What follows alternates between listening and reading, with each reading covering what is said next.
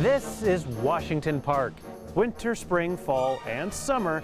It may feel like it's been around forever to all of us, but that wasn't always the case.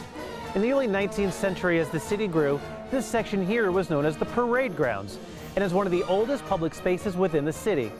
At the time, it was entirely closed in by homes, but their backyards weren't the beautiful views we have today. It was a cemetery. By 1870, those thousands of bodies were removed, and planning for the Grand Public Park was underway. This is the Lake House. Cool looking building, right?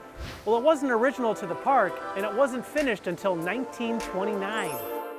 The first one was built in 1875, and while it was neat to look at, it had become dangerous due to its age and overuse, which is definitely not the case today. This bridge that was built with the first lake house is still standing and is the last original structure in the park. As for the lake that's underneath the bridge, well, it's not really even a lake at all, it's the Beaver Creek. When this park was being built, this portion was widened to give it the appearance of a lake, but in actuality, it still runs to the Hudson River to this day, but now, it's underground. No one can visit the park without stopping at the King Memorial Fountain.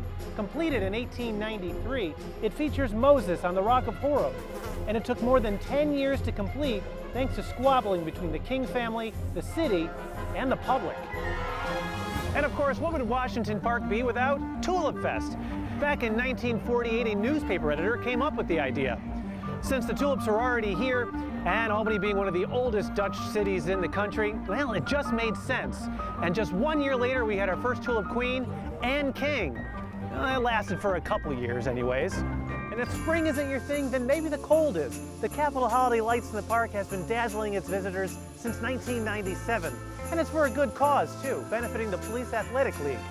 Now, it doesn't have quite the amount of years as Tulip Fest, but you know what? It's off to a great start. History is packed to the gills here at Washington Park, but please don't take my word for it. Come take a look for yourself. With the Albany Archives, I'm Matt Millette for Spectrum News.